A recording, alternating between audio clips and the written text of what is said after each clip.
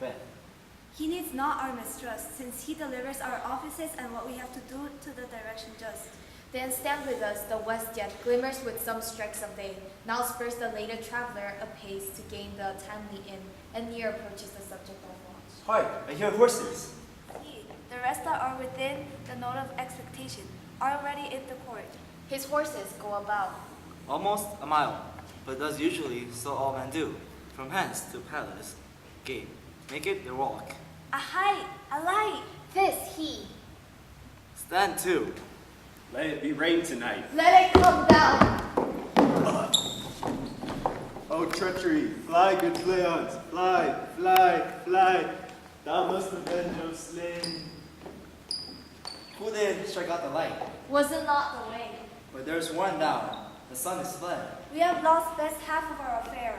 Well, let's await and say how much is done.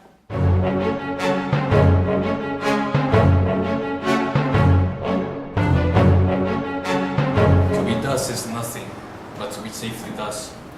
Our fears in Banquo stick deep, and in his royalty of nature reigns that which would be feared. 'Tis much he dares, and to that dauntless temper of his mind, he hath the wisdom that doth guide his valor to act in safety. There is none but he, whose being I fear, and under him my genius is rebucked, as it is said Mark Antony was Caesar.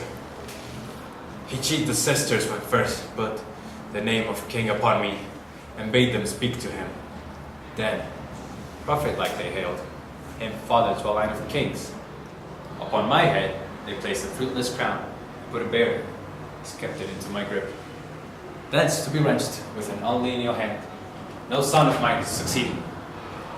If it is to be so, for Banquo's issue have I filled my mind. For them, the gracious Duncan have I murdered. Put rancors in the vessel of my peace, only for them, and mine eternal jewel, given to the common enemy of men, to make them king, the seats of Banquo's kings. Rather than so, come fate into the list, and champion me to the utterance. Who's there?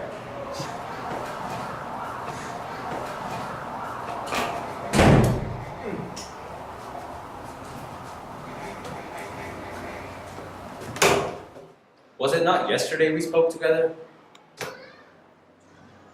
It was. So please, Your Highness. Well then, now, have you considered of my speeches? Note that it was he, in the times past, which held you so under fortune, which you thought had been our innocent self. This I made good to you in our last conference, past the probation with you. How you were born in hand, how crossed, the instruments, who wrought with them, and all things else, that might, to half a soul, and to notion crazed, say, thus did Banquo.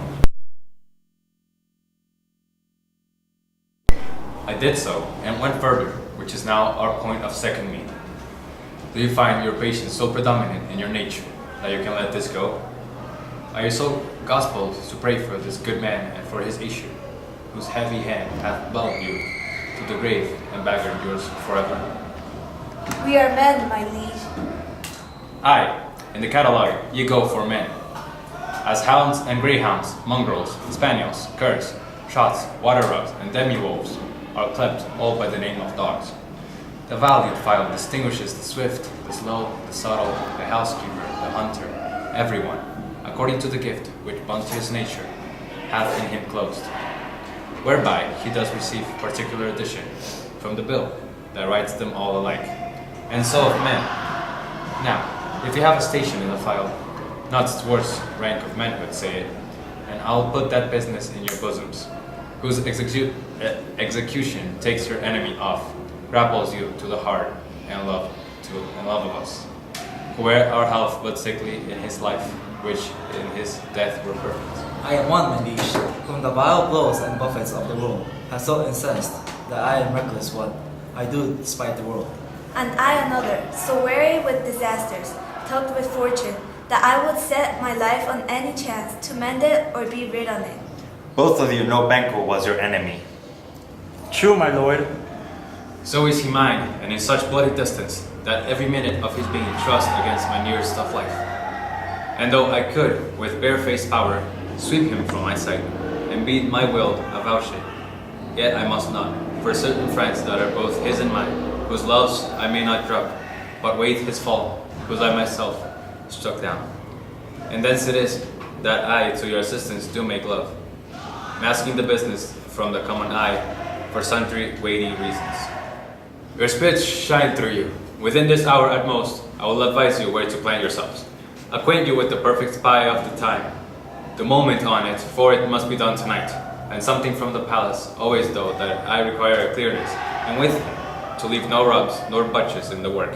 Fleance, his son, that keeps him company, whose absence is no less material to me than his father's, must embrace the fate of that dark hour. Resolve yourselves apart. I'll come you at noon. We are resolved, my lord. I'll call upon you straight. Abide with it.